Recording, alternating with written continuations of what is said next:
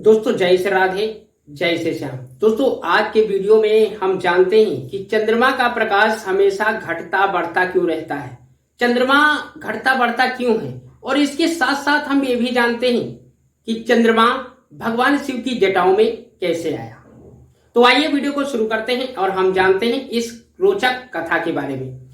दोस्तों एक बार की बात है, चंद्रमा विचरण करते हुए राजा दक्ष के महल की तरफ जा पहुंचे। तो वहां उन्होंने राजा दक्ष की पुत्री रोहिणी को देखा और रोहिणी को देखते ही उन्हें उससे प्यार हो गया।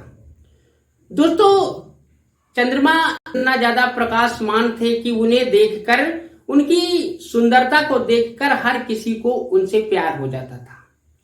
यही चीज राजा दक्ष प्रजापति की 27 कन्याओं ने भी जब चंद्रमा को देखा तो उन कन्याओं को भी चंद्रमा से प्यार हो गया। दोस्तों जब चंद्रमा को पता चला कि रोहिणी और उसकी बहनें उनसे प्रेम करती हैं, तो चंद्रमा ने बिना कुछ सोचे विचारे राजा दक्ष प्रजापति के वहां पहुंच गए और विवाह का डायरेक्ट प्रस्ताव रख दिया। इससे दक्ष प्रजापति ने मना कर दिया।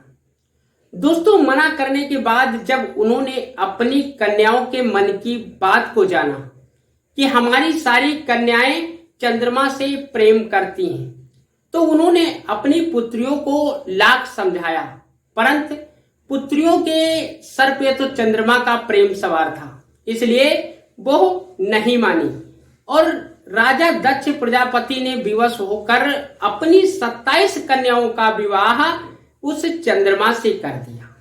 परंतु दोस्तों कहा जाता है कि जो पहला प्रेम होता है वो कभी भूल नहीं पाता है। अच्छा यही दशा चंद्रमा के साथ थी, क्योंकि चंद्रमा का प्रेम जो है वो रोहिणी से हुआ था, इसलिए चंद्रमा हमेशा रोहिणी की तरफ ज्यादा ध्यान देते थे और किसी भी शुभ कार्य को अगर करते तो रोहिणी को अपने पास बिठाते थे और ज्यादा से ज्यादा टाइम रोहिणी को ही देते थे। अच्छा यह बात जब अन्य कन्याओं ने देखा तो उनके मन में जलन उत्पन्न हो गई, अपनी बहन के प्रति उनके मन में जलन उत्पन्न हो गई।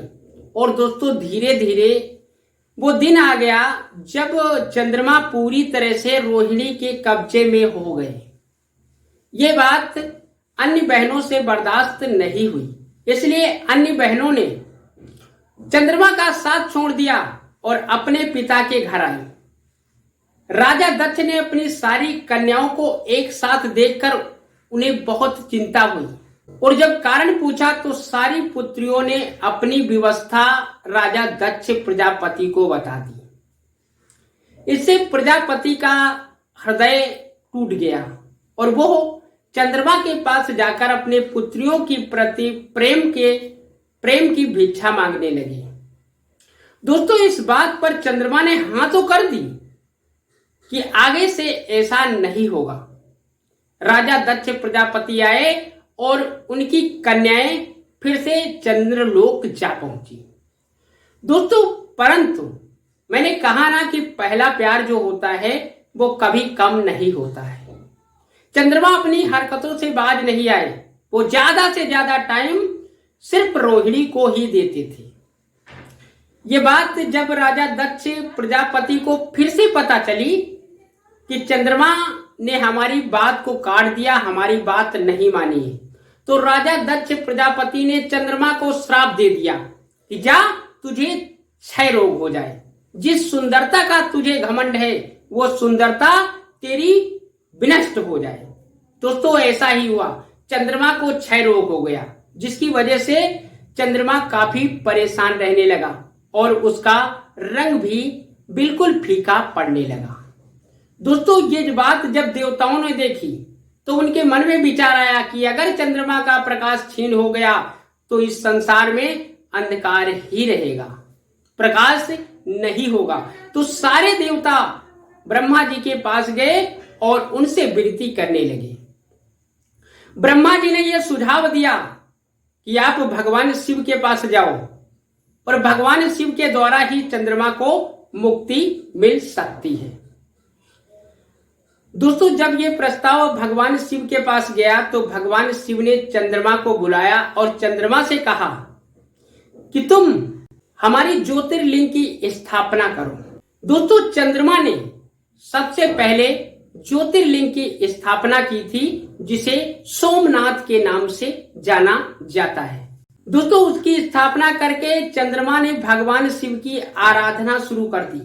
कई वर्षों तक भगवान शिव की आराधना की जिससे भगवान शिव प्रसन्न हुए और चंद्रमा को दर्शन दिए। तब चंद्रमा को ये कहते हुए भगवान शिव कहते हैं कि मैं तुम्हारे श्राप को बिल्कुल समाप्त तो नहीं कर सकता हूं, परंतु ऐसा कर सकता हूं कि मैं तुम्हें ये वरदान देता हूं कि 15 दिन तक तुम्हारा प्रकाश बढ़ेगा और 15 दिन तक तुम्हारा प्रकाश घटेगा। दोस्तों ये वरदान भगवान शिव ने दिया जिसकी वजह से आज भी चंद्रमा का प्रकाश 15 दिन तक घटता रहता है और 15 दिन तक बढ़ता रहता है। इसके साथ साथ चंद्रमा के सम्मान के लिए भगवान शिव ने अपने जटा में चंद्रमा को स्थान दिया था ताकि चंद्रमा का सम्मान हमेशा बना रहे। दोस्तों यही कारण था कि भगवान शिव की जटाओं में चंद्रमा का वास हुआ था। और दोस्तों राजा दक्ष प्रजापति के श्राप की वजह से चंद्रमा को क्षय रोग हो गया था। तो दोस्तों ये था आज का वीडियो। अगर वीडियो पसंद आया तो वीडियो को लाइक करना, हमारे चैनल को सब्सक्राइब कर लेना ताकि हमारी आपकी मुलाकात रोजाना यूं ही होती रहे। दोस्तों ओम नमः शिवाय।